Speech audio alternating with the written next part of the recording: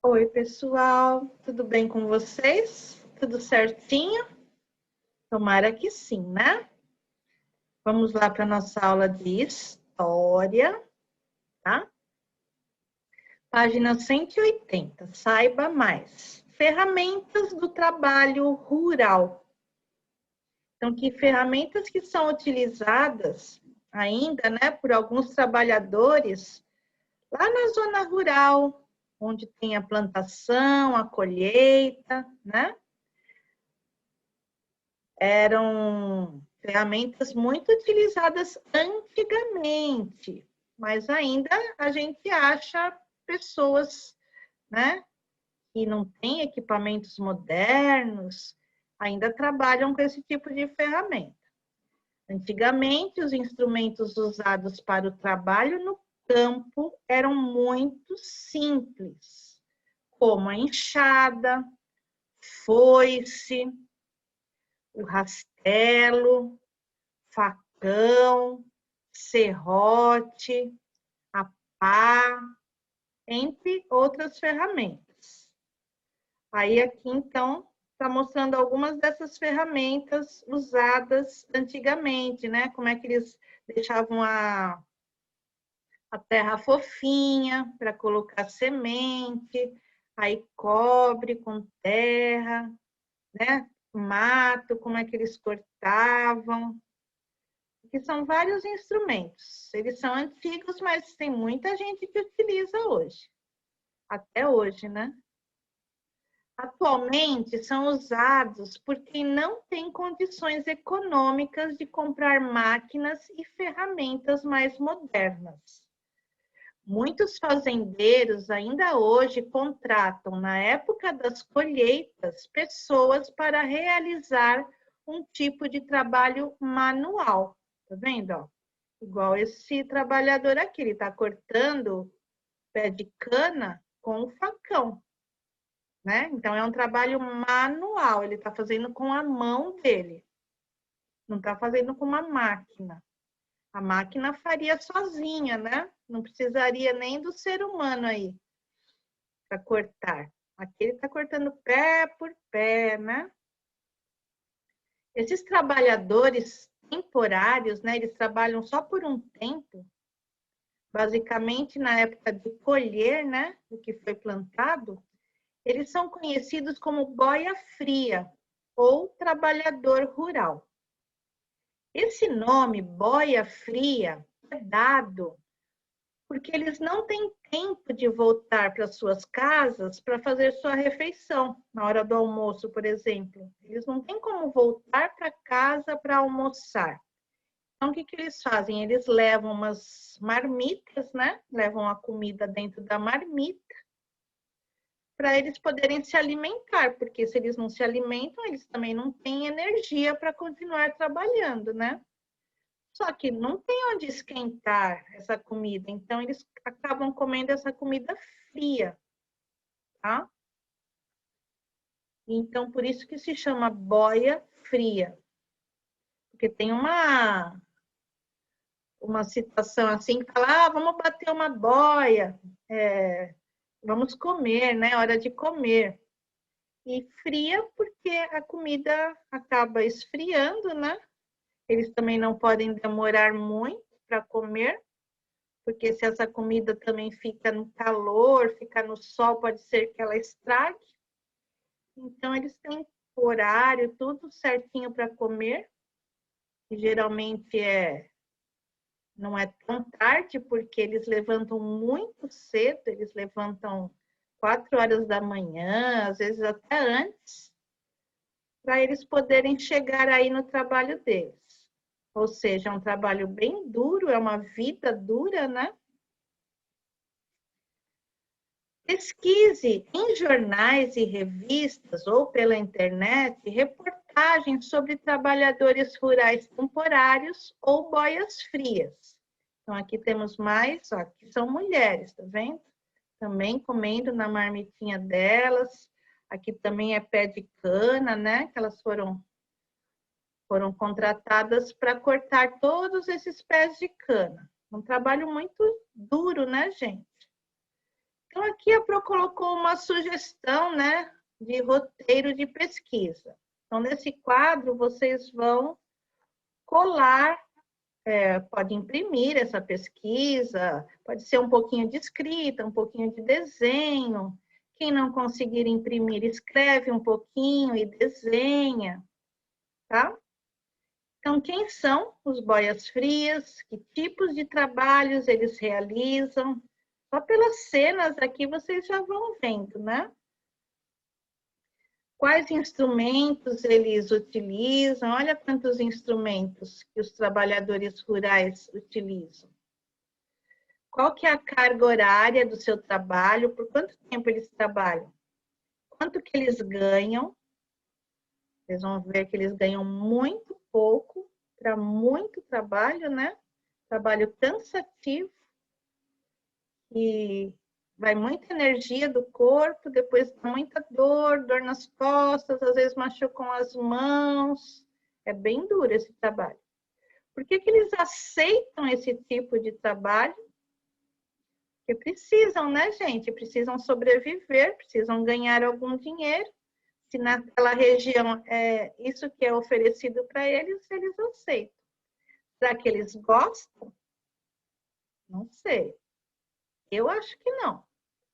Esse tipo de trabalho tem semelhanças com o trabalho escravo? Eu acho que tem. Porque se trabalha muito, se ganha pouco, né? Mal dá para sobreviver. O que eles têm aí de perspectiva de vida, né? De perspectiva de futuro? Eles conseguem viver mais o dia de hoje, né? Se alimentar, aí sabe que tem que voltar para casa, fazer as coisinhas em casa, dormir e no outro dia começar tudo de novo. Então, não é uma vida muito alegre, não, gente. Exploração e descoberta. O trabalho escravo marcou a nossa história. Mesmo depois da assinatura da Lei Áurea, em 1888, né, quando teve a abolição dos escravos, poucas coisas mudaram a realidade dos ex-escravizados. Saiba como isso aconteceu.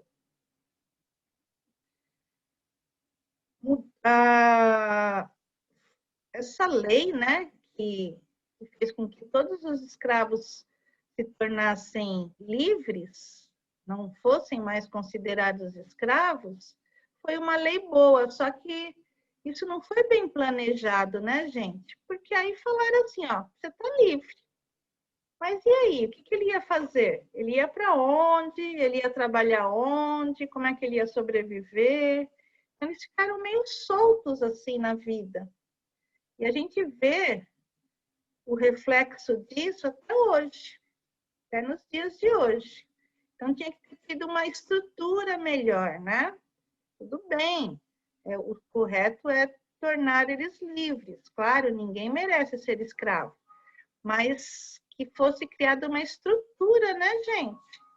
Tinha que ter tido assim, ó, para onde que eles vão agora, no que eles vão trabalhar, né? Não é assim só, você está livre, agora já pode ir embora. Eles não sabiam bem nem para onde ir. Difícil. Bom, o trabalho atrai imigrantes. Em 1850, a atividade açucareira entrou em declínio, a gente já viu, né, a época do açúcar aqui, e um novo produto, que foi o café, passou a ser muito importante para a economia brasileira. Então, eram as eras, né? Primeiro a cana-de-açúcar, depois veio o café. Inicialmente, o trabalho escravo também foi muito utilizado pelos fazendeiros do café, mas algumas leis começaram a proibi-lo, criando dificuldades para os donos das fazendas. Então, no começo, né, naquela era do café, eles também estavam ainda utilizando o trabalho escravo. Mas como já tinha leis, né, proibindo isso, os donos de fazenda começaram a ter problemas com isso, tá? As lavouras de café continuavam a produzir, as indústrias começaram a ser instaladas e havia necessidade de trabalhadores. Então, como foram surgindo as indústrias, tinha que ter trabalhador, né, nessas indústrias. Então, que começaram a ser contratadas pessoas que vinham de outros países para substituir a mão de obra escrava. Essas pessoas, as pessoas que vêm de outros países, elas são o quê? Imigrantes, tá? Essas pessoas vinham para cá, atraídas pelo sonho de uma vida melhor e em busca de novas oportunidades de trabalho. Fugiam das guerras, das epidemias, né? Doenças que tinham lá, moléstias, né? Que são doenças, do desemprego e também outros motivos. Acreditavam que no Brasil encontrariam o trabalho ideal e melhores condições de vida. Também não foi muito fácil a vida dos imigrantes, não. Não foi assim tão fácil como eles imaginaram, né? Tiveram que trabalhar bastante também. Então, aqui está a abertura dos portos, ocorrida em 1808, possibilitou a entrada de imigrantes que não eram portugueses, porque os portugueses já estavam vindo para cá, né? Então, agora começou a possibilitar a entrada de povos de outros países, tá? Imigrantes. Aqui era onde eles ficavam alojados, né? Hospedaria de imigrantes. Com as guerras na Itália e na Alemanha, o Brasil passou a receber muitos imigrantes italianos, alemães, suíços, espanhóis, japoneses, russos e de outras nacionalidades. Então, eles ficavam todos alojados aqui, né? Ainda não tinham condição de ter suas casas, né? Estavam começando a trabalhar aqui. Entretanto, ao chegarem às terras brasileiras, os imigrantes eram levados para as lavouras de café, onde não encontravam as condições que lhes haviam sido prometidas, e sim moradias precárias, né? Baixos salários, não tinha médico, não tinha escola, não tinha transporte, então não tinha boas condições para eles viverem aqui, não. Ou seja, eles eram também explorados, né, gente? Não demorou muito para que os governos de seus países proibissem a vinda desses imigrantes. Então, o próprio país já não queria mais que saíssem pessoas lá do país deles e viessem para cá. É porque também eles não estavam sendo tão bem tratados como eles esperavam, né? Os fazendeiros, então, necessitados de trabalhadores, começaram a contratar temporariamente ex-escravos para realizar todo tipo de trabalho. Então, aqueles escravos que tinham sido libertos, né? Não eram mais escravos, mas também não tinham dado nenhuma possibilidade de ele viver melhor. Então, aí começaram a contratar esses ex-escravos para trabalhar, porque já não estavam vindo muitos imigrantes, né? Esse e outros problemas fizeram com que os fazendeiros começassem a investir em outras coisas, entre elas a construção de indústrias. Então, foi aí que foram surgindo as indústrias no nosso país. Assim, muitos imigrantes insatisfeitos com o trabalho lá no campo, eles passaram a buscar trabalho nas cidades, né? Então, agora estão vindo aqui já para a zona urbana. Então, aqui, olha, algumas indústrias, aqui mulheres, né, trabalhando, as mulheres começaram a ter que sair lá daquele serviço, só do serviço de casa, e começar a trabalhar, tá? Aqui também, mulheres trabalhando.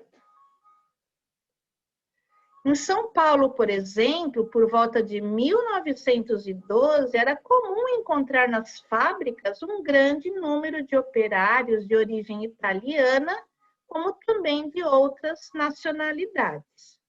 Com a instalação de indústrias, a produção de alimentos e tecidos passou a ser uma nova fonte de riqueza, não só para os fazendeiros, como também para os comerciantes e empresários brasileiros.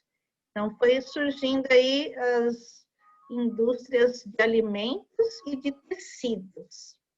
Isso atraiu muitas pessoas em busca de trabalho, gerando um aumento da população, o desenvolvimento das cidades e novos tipos de trabalho e de trabalhadores.